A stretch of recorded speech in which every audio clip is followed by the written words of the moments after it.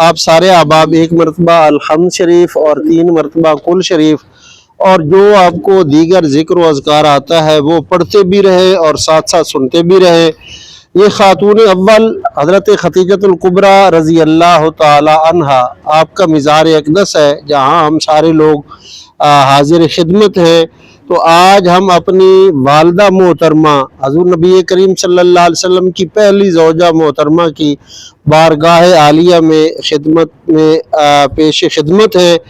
تو سب احباب اپنی عقیدت، اپنا نذرانہ اپنی والدہ محترمہ حضرت خدیجۃ الکبریٰ کی بارگاہ میں عرض بھی کریں اور ساتھ ساتھ یہ بھی عرض کریں کہ حضرت خدیجۃ الکبریٰ رضی اللہ تعالی عنہا آپ کو اللہ رب العزت نے اس مکہ کی سرزمین کا قطب بنایا ہے، اور جو بندہ بار بار حرم شریف کی حاضری چاہتا ہے تو حضرت خدیجۃ الکبریٰ کی بارگاہ میں اپنی درخواست حاضری کی ضرور پیش کر کے جائے۔ حضرت خدیجۃ الکبریٰ رضی اللہ تعالی عنہا وہ خاتون اول ہے، وہ خاتون ہیں کہ جس کا ثانی کائنات میں اللہ رب العزت نے پیدا نہیں فرمایا کہ حضرت خدیجۃ الکبریٰ رضی اللہ تعالی عنہا کی عمر مبارک 40 سال اور حضور نبی کریم صلی اللہ علیہ وسلم کی عمر مبارک 25 سال، اور حضرت خدیجۃ الکبریٰ رضی اللہ تعالی عنہا کو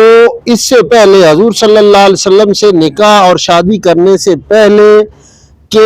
2 مرتبہ آپ بیوہ ہو چکی تھیں، اور آپ کے بیوہ ہونے کے بعد آپ کو نکاح کے پیغام آئے لیکن آپ نے شادی کا ارادہ ہی ترک فرما دیا تھا۔ حضور صلی اللہ علیہ وسلم جب آپ کا مال لے کر شام کی طرف گئے تو اللہ تعالیٰ نے آپ کو 8 گنا نفع عطا فرمایا،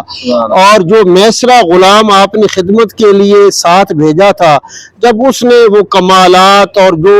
معجزات کا آپ کے ساتھ معاملہ ہوا، رونما ہوئے،